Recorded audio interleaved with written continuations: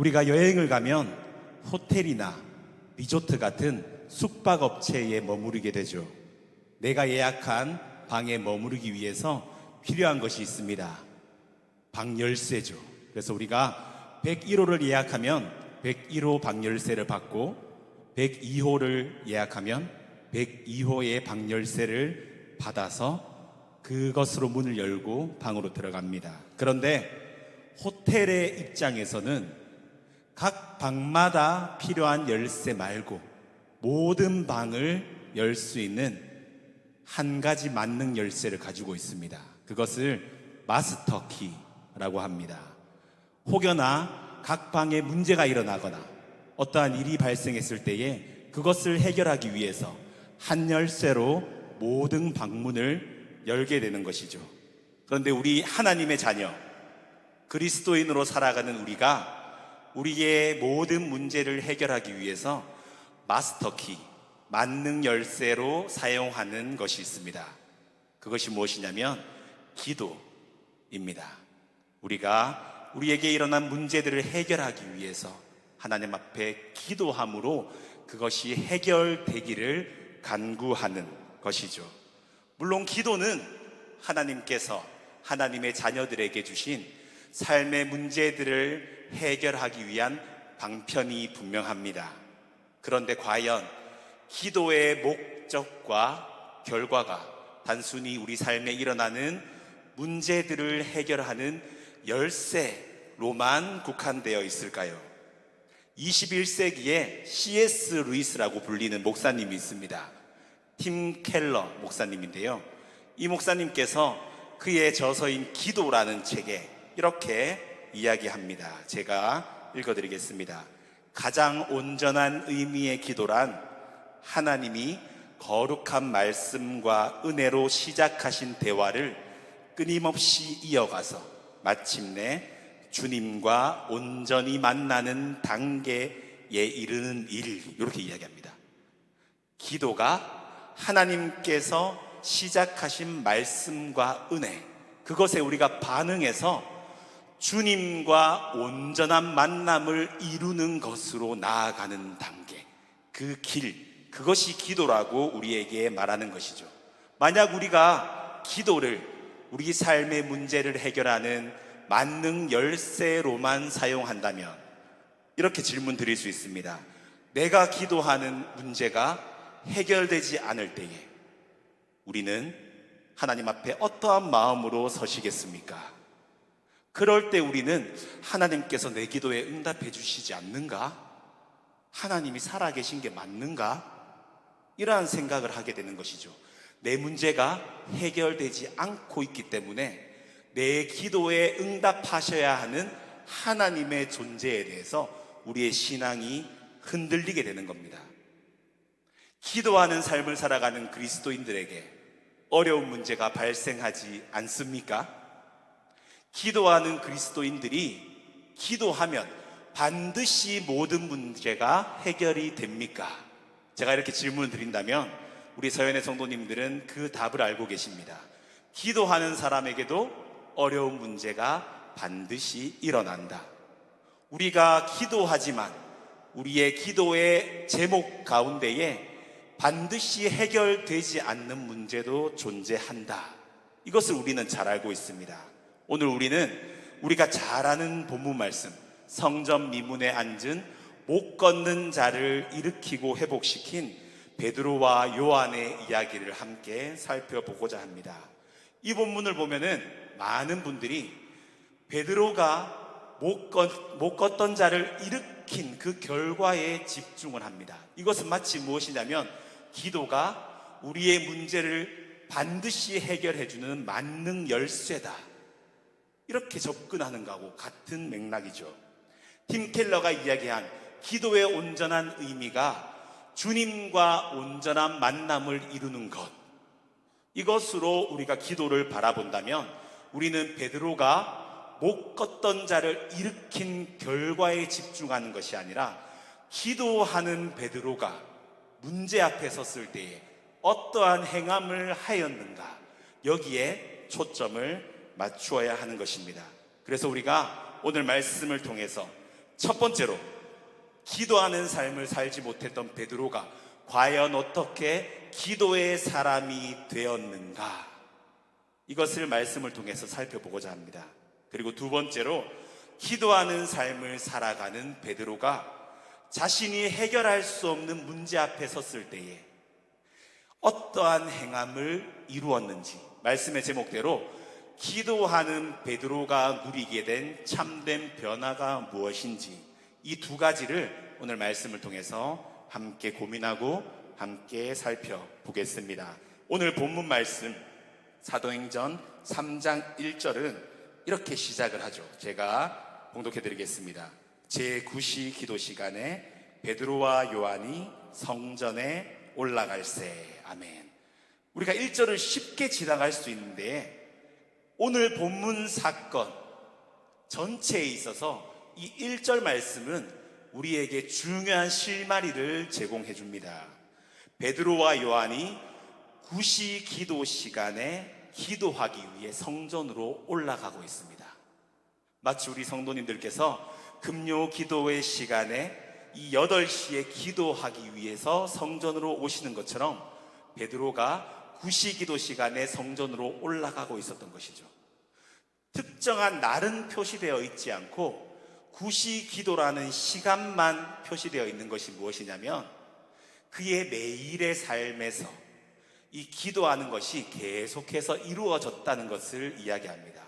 그 말은 오늘의 사건이 특별한 날에 일어난 것이 아니라 베드로의 늘 평범했던 날들 가운데에 이 일들이 일어났다는 것을 이야기합니다. 즉 베드로는 매일매일 기도하는 삶을 살아가고 있었고, 그것이 하나님께서 베드로에게 그 기도하는 시간을 정하게 하시고 베드로로 기도하게 하신 결과가 되었다는 것이죠. 이렇게 기도하는 데에 베드로가 과연 어떻게 기도의 사람이 되었을까? 우리는 이러한 의문을 가질 수 있습니다. 제가 우리 성도님들께 베드로가 원래 기도하는 사람이었나요? 질문을 드린다면 우리 성도님들께서는 예수님과 동행하던 당시의 베드로는 기도하지 않는 사람이었다는 것을 말씀하실 겁니다. 저에게 대답해 주실 겁니다. 우리가 한 가지 사건을 보겠습니다. 예수님께서 십자가를 지시기 위해서 붙잡히기 전에 베드로와 야고보와 요한을 데리고 겟세마네로 올라가셨습니다. 그리고 그곳에서 마가복음 14장 34절 말씀과 같이 말씀하십니다. 제가 봉독해 드리겠습니다. 말씀하시되 내 마음이 심히 고민하여 죽게 되었으니 너희는 여기 머물러 깨어 있으라 하시고. 아멘. 예수님께서 베드로와 야고보와 요한에게 이렇게 말씀하셨던 거예요. 내가 심히 고민하여 죽게 되어 있으니 여기서 깨어 있으라. 그런데 이 말씀이 무엇이냐면 내가 심히 고민하고 힘드니 나를 위해 기도하라 말씀하신 것입니다. 예수님께서 직접 그 마음을 표현하시고 제자들에게 기도하기를 말씀하시고 부탁하신 것이죠. 그런데 기도를 마치고 돌아온 예수님께서 보신 제자들의 모습, 마태복음 14장 37절 38절 말씀에 기록되어 있습니다. 돌아오사 제자들이 자는 것을 보시고 베드로에게 말씀하실되 시몬아 자느냐 내가 1시간도 깨어 있을 수 없더냐 시험에 들지 않게 깨어 있어 기도하라 마음에는 원이로되 육신이 약하도다 하시고. 아멘. 이렇게 말씀하신 것이죠. 예수님의 부탁에도 제자들 베드로는 기도하지 못했고 자고 있었습니다. 이처럼 베드로는 기도하는 사람이 아니었습니다. 그런데 그의 삶이 기도의 삶으로 바뀌어 있습니다. 매일 제9시 기도 시간에 다른 모든 것들을 제쳐두고 하나님 앞에 기도하는 기도의 삶을 살아가고 있는 것이죠. 과연 어떻게 베드로가 기도의 사람으로 변화했을까요? 우리도 기도하는 사람이 되기를 기도하는데, 기도하는 삶을 살아가기를 간구하는데 여전히 하나님 앞에 기도하지 못하는 우리의 모습을 보게 됩니다.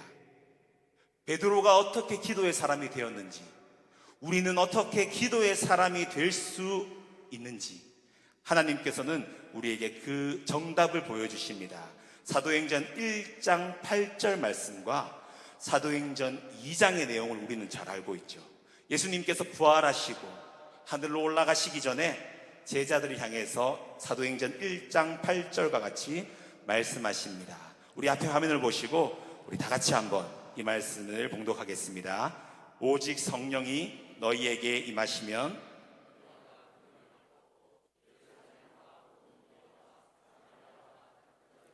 내 증인이 되리라 하심이라. 아멘. 예수님께서는 제자들에게 말씀하시죠. 비록 나는 하늘로 올라가지만 성령께서 너희와 함께 하겠다 말씀하시죠. 그리고 성령이 너희에게 임하면 권능을 받고 나를 전하는 자가 된다고 말씀하십니다. 예수님의 약속의 말씀을 받은 제자들이 오순절 함께 모입니다. 그리고 그 모습이 사도행전 2장에 기록되어 있습니다. 사도행전 2장 1절로 4절 말씀 이렇게 기록되어 있습니다. 오순절 날이 이미 이름에 그들이 다 같이 한 곳에 모였더니 호련히 하늘로부터 급하고 강한 바람 같은 소리가 있어 그들이 앉은 온 집에 가득하며 마치 불의 혀처럼 갈라지는 것들이 그들에게 보여 각 사람 위에 하나씩 임하여 있더니 그들이 다 성령의 충만함을 받고 성령이 말하게 하심을 따라 다른 언어들로 말하기를 시작하니라. 아멘. 베드로는 이 자리에서 성령 충만을 누리게 됩니다. 성령 충만을 누리게 된 베드로는 이전과 비교할 수 없는, 상상할 수 없는 변화된 삶을 살아갑니다. 그 중에 가장 중요한 모습이 무엇일까요? 기도의 사람이 되었다는 것입니다. 베드로의 가르침을 받은 초대교회 성도들도 베드로와 같이 기도의 사람이 되었습니다. 사도행전 2장 42절 말씀에 보시면 이렇게 기록되어 있습니다. 그들이 사도의 가르침을 받아 서로 교제하고 떡을 떼며 오로지 기도하기를 힘쓰니라. 아멘. 성령 충만한 베드로도 기도의 사람이 되었고 함께 말씀 앞에서는 초대교회 성도들도 기도의 사람이 되었습니다. 예수님의 부탁에도 기도하지 못했던 베드로가 성령 충만을 누리게 되니 기도의 삶을 살아가는 기도하는 사람으로 변화된 것이죠. 여기에서 우리가 내가 과연 성령 충만할까? 라는 우리 마음의 질문에 해답을 찾을 수 있습니다. 우리 서연의 성도님들 성령 충만하십니까? 우리가 성령 충만하면 대단한 권능을 이루는 것이 아니라 우리가 성령 충만하면 베드로 초대교회 성도들의 모습과 같이 기도의 사람이 됩니다. 매일매일 하나님 앞에 내가 기도하는 삶을 살아가고 있다면 나는 성령 충만한 사람입니다. 하지만 기도의 삶이 나에게 이루어지고 있지 않다면 우리는 하나님 앞에 성령 충만함을 위해서 기도해야 합니다. 성령 충만한 사람이 기도의 사람이 되고 기도하는 사람이 성령 충만한 사람이 되는 것입니다. 우리가 기도할 때에 성령 충만할 때에 우리는 팀 켈러가 이야기한 주님과의 온전한 만남을 이루는 삶을 살게 되는 것이죠. 다른 모든 문제들을 해결하기에 앞서서 우리가 해결해야 할 가장 우선의 문제가 무엇이냐면 나는 기도하고 있는가입니다. 기도하는 삶을 통해서 주님과의 온전한 만남을 이루고 있느냐를 돌아봐야 하는 것입니다. 하나님께서는 예수님을 통해서 우리에게 분명하게 약속의 말씀을 주십니다. 누가복음 11장 9절로 13절 말씀입니다. 우리 앞에 나오는 화면을 보시고 이 말씀을 함께 믿음으로 고백하겠습니다. 내가 또 너희에게 이르노니 구하라 그러면 너희에게 주실 것이요 찾으라 그러면 찾아낼 것이요 문을 두드리라 그러면 너희에게 열릴 것이니 구하는 이마다 받을 것이요 찾는 이는 찾아낼 것이요 두드리는 이에게는 열릴 것이니라. 너희 중에 아버지 된 자로서 누가 아들이 생선을 달라 하는데 생선 대신에 뱀을 주며 알을 달라 하는데 정갈을 주겠느냐? 너희가 하물며 너희 하늘 아버지께서 구하는 자에게 성령을 주시지 않겠느냐 하심이라. 아멘. 우리가 하나님 앞에 간절히 기도할 때에 하나님께서는 우리로 하여금 성령 충만을 누리게 하십니다. 하나님의 은혜로 성령 충만을 누리게 된 베드로, 성령 충만함으로 기도하는 삶을 살게 된 베드로, 그가 기도의 사람이 되어서 누리게 된 참된 변화, 그 변화가 오늘 본문의 하반절 말씀에 있습니다. 베드로는 자신의 앞에 자신이 해결할 수 없는 문제가 놓이게 됩니다. 그 문제가 무엇입니까? 기도하는 시간에 성전으로 올라갈 때에 성전 미문에서 나면서부터 못 걷는 자가 자신 앞에서 구걸하는 모습을 보게 됩니다. 엎드려 구걸하던 걷지 못하는 자를 보면서 베드로와 요한이 그에게 이렇게 말씀합니다. 베드로가 이렇게 선포를 하죠. 오늘 말씀 6절 말씀입니다. 베드로가 이르되 은과 금은 내게 없거니와 내게 있는 이것을 내게 주노니 나사렛 예수 그리스도 이름으로 일어나 걸으라 하고. 아멘. 우리는 여기에서 두 번째로 기도하는 삶을 살아가는 베드로가 어려운 문제 앞에 섰을 때에 그가 어떻게 행했는지를 볼 수 있습니다. 나사렛 예수 그리스도의 이름을 선포하죠. 그가 성령 충만한 사람이 되고 기도하는 사람이 되었을 때에 그가 누리게 된 변화가 무엇이냐면 못 걷는 자를 일으킨 대단한 권능을 가진 것이 아니라 자신이 해결할 수 없는 문제 앞에 섰을 때에 예수 그리스도의 이름을 선포하는 믿음을 갖게 된 것입니다. 그 예수를 통해서 예수 그리스도가 선포된 것이죠. 그 이유가 무엇일까요? 기도하는 베드로는 예수 그리스도로 충만한 사람이 되었습니다. 은과 금은 가지고 있지 않지만 내 안에 충만하게 역사하시는 예수 그리스도를 그 문제 앞에 선포하고 있는 것이죠.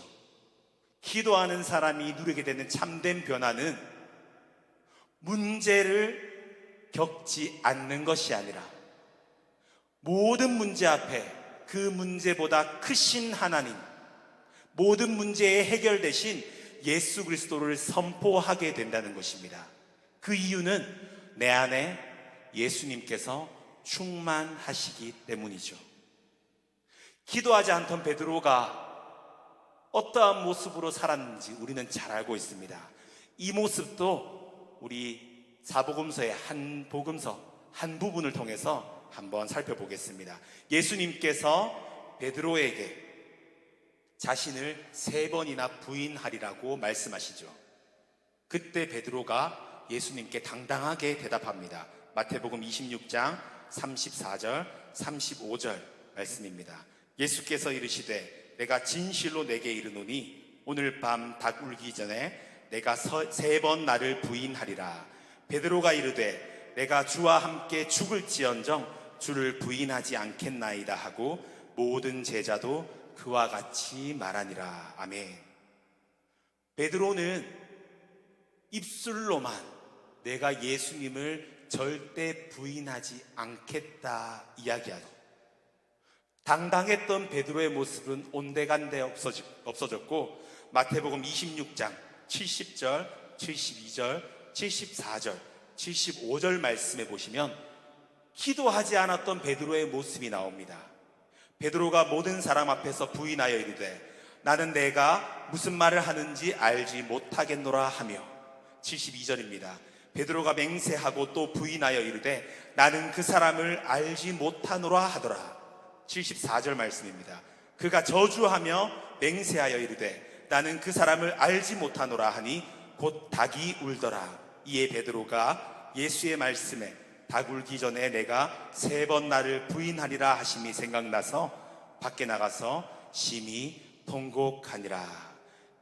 이렇게 베드로는 예수님으로 가득 차 있지 않았기 때문에 사람들의 눈치를 보며 예수님 앞에 내가 절대 부인하지 않겠노라고, 내가 주와 함께 죽을지언정 주님을 부인하지 않겠노라 했던 그 모습은 사라지고 예수님을 3번이나 부인하게 됩니다. 그 이유가 무엇입니까? 기도하지 않는 베드로였기에, 그의 안에 예수 그리스도가 충만하게 역사하지 않았기에 예수님을 부인하고 있었던 것이죠. 그런데 그랬던 베드로가 오늘 성전 미문 앞에 구걸하는 걷지 못하는 자를 바라보며 은과 금은 내게 없거니와 내게 있는 것을 너에게 주노니 나사렛 예수 그리스도 이름으로 일어나 걸으라 하며 예수 그리스도를 선포하고 있는 것이죠. 충만한, 내 안에 가득한 예수님을 그에게 전하고 있는 것입니다. 몇몇 그리스도인들이 우리의 삶이 기도하는 삶이 될 때에 우리에게 어떠한 문제도 일어나지 않는다라고 오해합니다. 그리고 혹여나 우리에게 어떤 일이 벌어져도 우리가 기도하면 모든 문제를 반드시 해결해 주신다라고 오해합니다.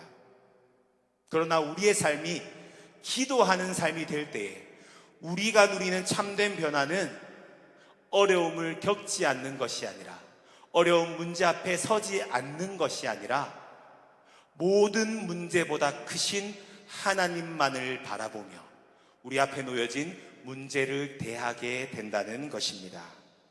팀 켈러 목사님이 그의 책인 기도 가운데에 또 이렇게 이야기합니다. 기도만큼 위대한 것은 없다. 하나님 앞에선 어떤 문제도 하찮은 것이 된다. 제가 한번 읽어드릴게요. 기도만큼 위대한 것은 없다. 하나님 앞에선 어떤 문제도 하찮은 것이 된다.